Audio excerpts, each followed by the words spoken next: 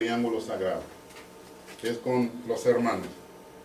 Y eso es, la espiritualidad es excéntrico siempre, es inclusivo y abraza a todas las culturas, la espiritualidad cristiana. Toda cultura, género y edades. Eso quiere decir, es la relación con la doble coinonía. Yo y Jesús, y yo y otro. Entonces, otro y Jesús, y otros y yo. Entonces, esa es la espiritualidad. Y entonces es el resumen del triángulo sagrado para casados. El resumen. Ok. Ahí tenemos la relación con Dios, con Jesús. Mediante esto, nosotros obtenemos la gracia. Cada quien individualmente.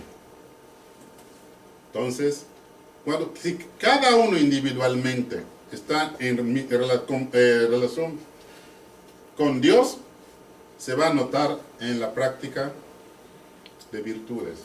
Entonces, por eso que se dice, un matrimonio no vale. A mí no me gusta cuando dicen, es que yo voy y que se quede él en la casa. No. No, es algo de dos. Los dos tienen que hacer para que realmente se ve fruto de la práctica de las virtudes. Entonces, ¿cuáles son? Creo que lo comenté la vez pasada. En la Iglesia, el Concilio Vaticano, dice, hay tres momentos muy importantes a donde el cielo se une a la tierra. El primero es la Eucaristía. Y el segundo es la liturgia de las horas. El tercero es la adoración. O sea, no es que otras maneras de oración son malas, no, pero es de que son muy importantes. Si lo ponemos como prácticas espirituales, en orden de importancia, el primero es la Eucaristía. Primero es la Eucaristía. Y luego viene la adoración, es el Santísimo, y luego viene la liturgia de las horas. Por eso que a todos los consagrados les exigen eso, de ley. Tienen que practicar eso. Entonces digo, sí, pues, nosotros podemos ir a la Eucaristía todos los días. ¿Por qué? Hay oportunidades. Si no puedes, también lo puedes escuchar por radio. Y hay muchos radios por internet. Si buscas Eucaristía vas a encontrarlo por internet. Yo me acuerdo que estaban trabajando en las misiones. O sea, increíble, en los montes ahí de dominicanas, y recibían la misa dominicana por radio, y vale, porque no puede llegar alguien por allá, ellos nada más están en su comunidad con una radio, sí vale la pena. Entonces nosotros estamos bien bendecidos en el sentido de que tenemos todo eso a la mano, y yo veo a mucha gente, porque me ha tocado 1 o 2 veces, cuando vas a Oblato a mediodía, hay una misa. Y hay gentes que dejan, al lugar de ir a su tiempo de lunch, y manejan hasta ahí y toma la misa y se va. O sea, es algo, si tienen oportunidades, realmente estamos bendecidos que no está tan lejos. Entonces, son oportunidades, es el triángulo sagrado. Entonces, tenemos que nutrirnos para que nos derrame la gracia. Ahora, rápidamente, ¿cuándo se inició la espiritualidad católica? A ver, ¿quién sabe? La espiritualidad Católica. Pues con los apóstoles, ¿no? Con los apóstoles. Pienso que en el Pentecostés. Sí, el Pentecostés, y le dijo Mateo, bueno, vayan,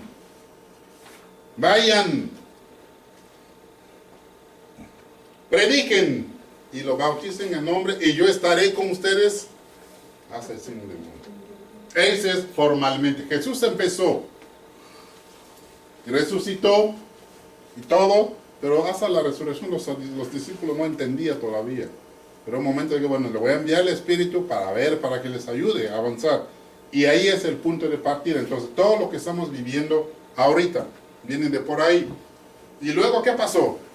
Hay muchísimo carisma, mucha inspiración en el seguimiento. Hay mucho. O sea, depende de cada uno. O sea, la comunidad de Pedro son diferentes de la comunidad de Pablo. La comunidad de Juan son diferentes. O sea, cada quien se fue. Y tenemos realmente una riqueza espiritual. Y en cada respuesta espiritual que tenemos, hay siempre un toque. Los seguidores de San Benito tienen su toque. O sea, esa es nuestra manera de vivir el seguimiento, de ser discípulo. Los seguidores de San Francisco tienen su toque. De Santo Domingo, que es los dominicos, también. Los jesuitas de San Ignacio tienen su toque. Entonces son diferentes maneras. Y esto está arraigado en su tiempo. Es una respuesta a su tiempo. Ahora, y luego vamos a la época apostólica, se lo voy a poner para su información, y cómo ellos vivieron. Las grandes, o sea, la época apostólica, lo más importante es, ellos iban con una idea de fraternidad, a donde no hay judíos, eso es lo que es. No hay judíos, no hay griegos, no hay esclavos, no hay libres, no hay mujeres. Entonces, eso es lo que le llamó muchísimo la atención a los demás, porque vivían, a ver, todos somos unos, a pesar de las diferencias. En Cristo todos somos unos.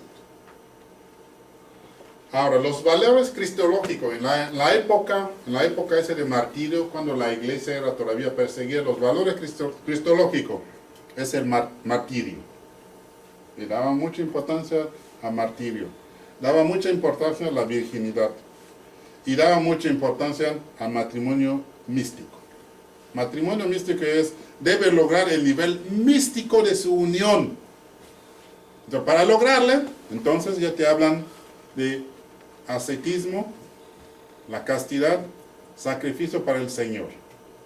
Eso es lo que ellos hoy tenemos un problema con el ascetismo. O sea, por eso que hablamos mucho de la templanza. O sea, el ascetismo es cómo poder, ¿cómo se llama?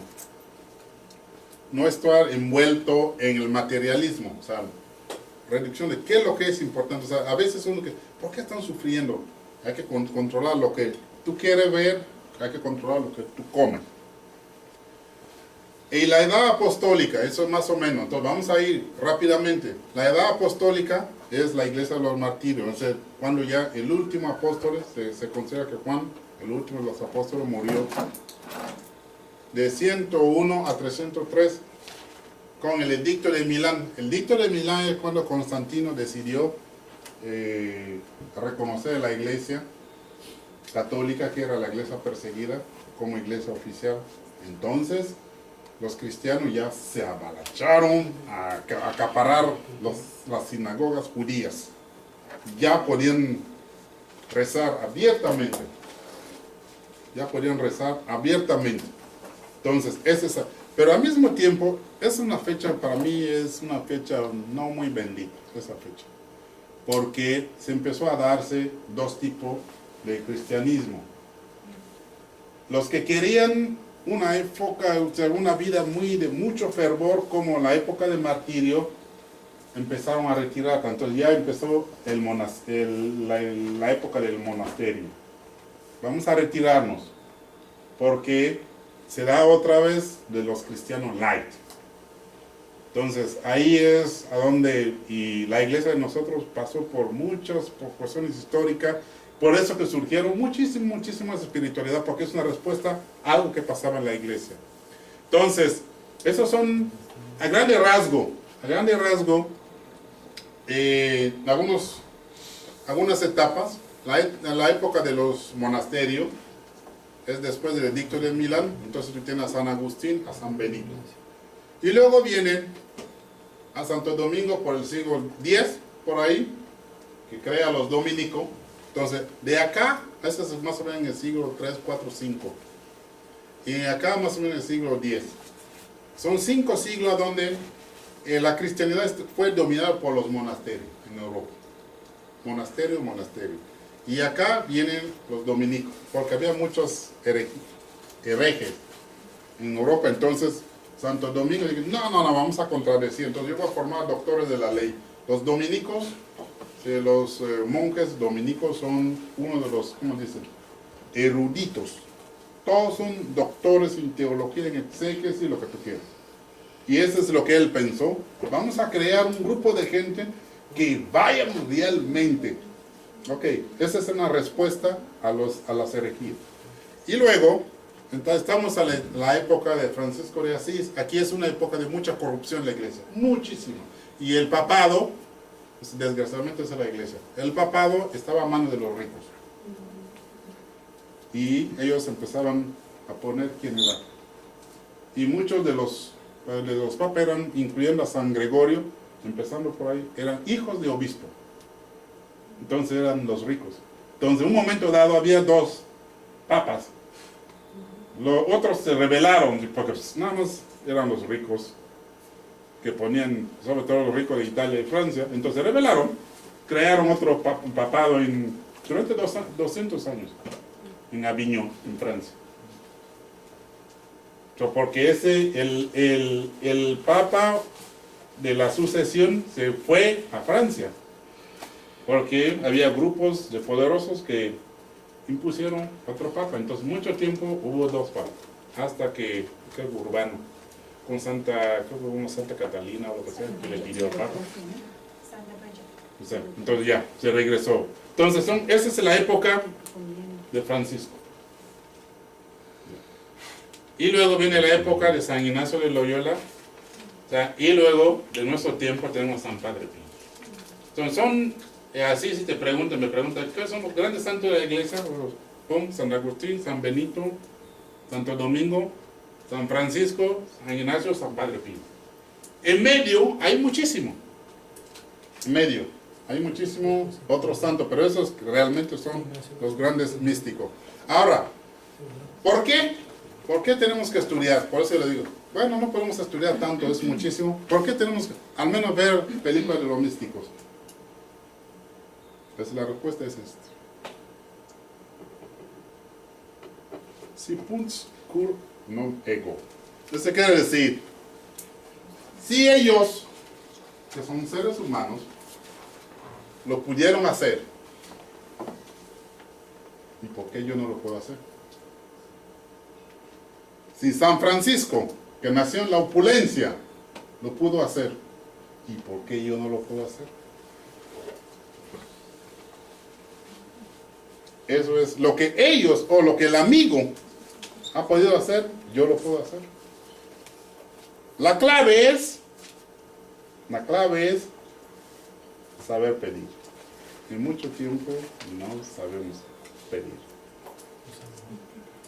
Esa es la clave. Porque si tú sabes pedir y vives de acuerdo con lo que tú pides, Dios te da. Si tú sabes pedir, Dios da. Lo que pasa es que tiene que ser congruente con lo que tú pides. Por eso que Salomón lo castigó. Pidió la inteligencia, ¿sí? Cuando le dieron todos, hizo de eso un montón de mujeres. No, tú tienes que vivir de acuerdo a la vida de arriba. La clave es saber pedir. No voy a entrar en detalle, voy a entrar acá porque es materia de otra clase. Saber pedir ya es de meditación e intercesión. Ya es de otra clase. ¿Cómo pedimos? ¿Cómo tenemos que pedir a Padre? ¿Cuál es la mejor oración? Entonces, eso es lo que vamos a hacer. Entonces, aquí lo vamos a dejar porque la siguiente etapa es cuando vamos a trabajar las etapas de la espiritualidad. O sea, tenemos que saber pedir. ¿Por qué? Para desarrollar nuestra propia espiritualidad. Eso es lo que vamos. Y la espiritualidad no es algo, o sea, discúlpame, yo tampoco no lo pensé así, pero vamos a hacer un trabajo sistemático. No lo pensaban hasta después, empezaba. Ok, hay que reflexionar y hay que pensar, ok, empieza acá. Entonces, lo que vamos a hacer es algunos puntos para que cada quien empiece a analizar su espiritualidad y de ahí ver cómo vas a ir adelante. Pues algunos puntos, nada más cómo analizarlo. Entonces, basado en las experiencias de estos místicos. No podemos para decir, ok, y Madre Teresa de Calcuta y el Papa Juan Pablo, sí son místicos, pero son tan cercanos a nosotros que todavía no existen demasiado investigación escrita sobre ellos. Nosotros lo sabemos, lo vemos, Pero necesita que pase un tiempo. Padre Pío ya empiezan a salir.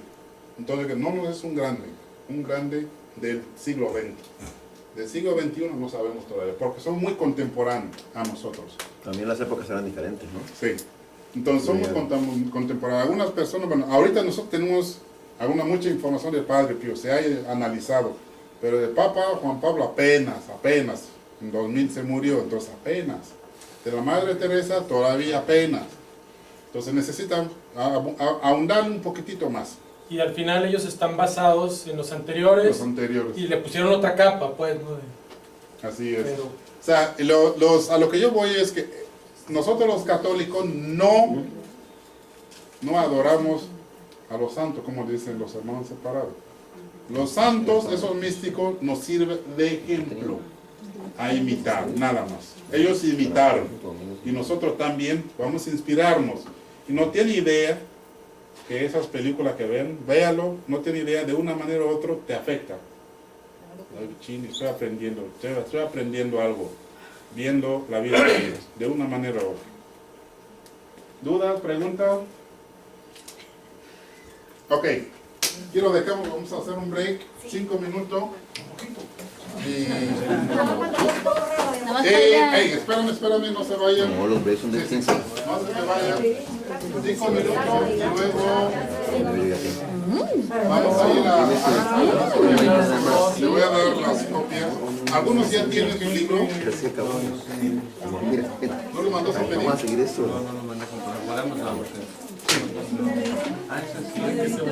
De la liturgia de las obras. Es el verde. Hoy Lo tiene. no hay, pero es que no hay. Yo estoy A viendo ver, agarran su... Creo que no dio la semana pasada. No es diferente. Ah, es diferente. Pásale por allá atrás.